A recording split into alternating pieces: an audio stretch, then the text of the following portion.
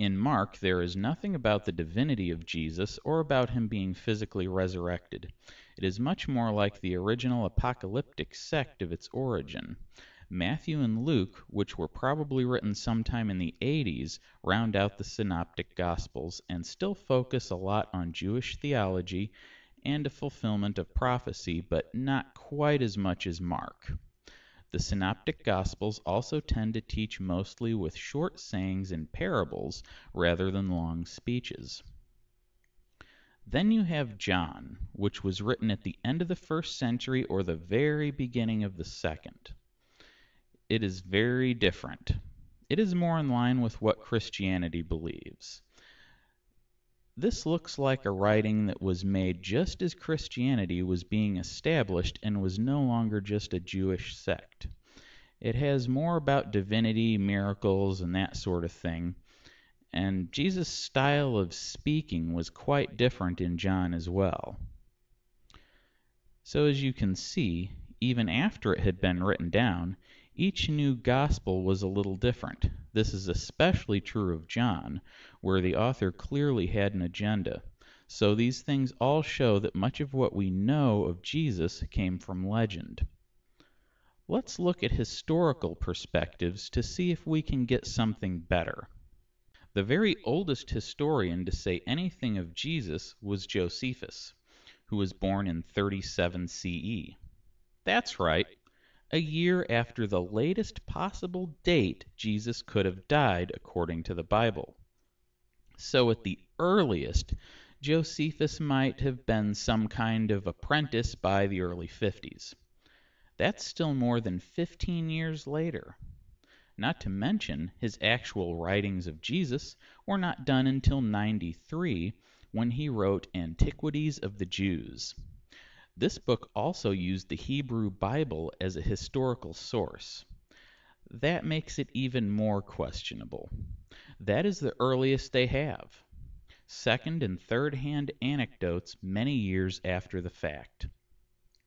It gets worse from there. The next earliest is Tacitus, who was born in 56. The story is that he used official Roman sources when he made his writings in the early 2nd century, sources that were later conveniently lost. There is no way to know if that is the case, or if he just wrote what he was told by people making the claims. This is also very poor evidence. The rest just gets further and further removed from it. Bible scholars like to argue that much of ancient history is like that. So what, I say? That's a red herring and a really lame excuse. So most of our ancient history is full of exaggeration and embellishments. Big fucking deal. I don't care. If it's true, it's true. We can't make excuses for things because of how old they are that we won't make for anything else.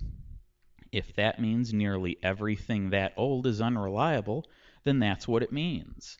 As if that implication is supposed to make me think second-hand anecdotes from many years after the fact means anything. Besides that, the stuff about Jesus is going to be even more unreliable because it is about a preacher who led a religious movement and had become the main part of that religion many years before any historians ever wrote about it. You will also notice the contradictions around the events of the life of Jesus and the fact that the killing of the innocents never happened, for example. This shows that Jesus was inserted into recent history. This seems to suggest things were invented or altered. So we are left with some uncertainty. All you can really get from that is that most of the Jesus character is legend. There were lots of apocalyptic street preachers at that time who said lots of Jesus-like sayings.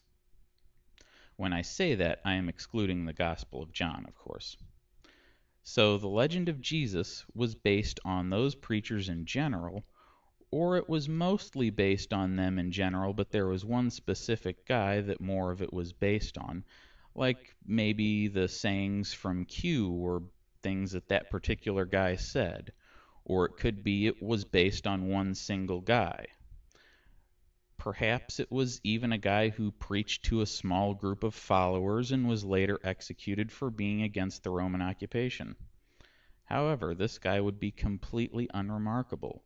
He would be no different than any other apocalyptic street preacher of the time.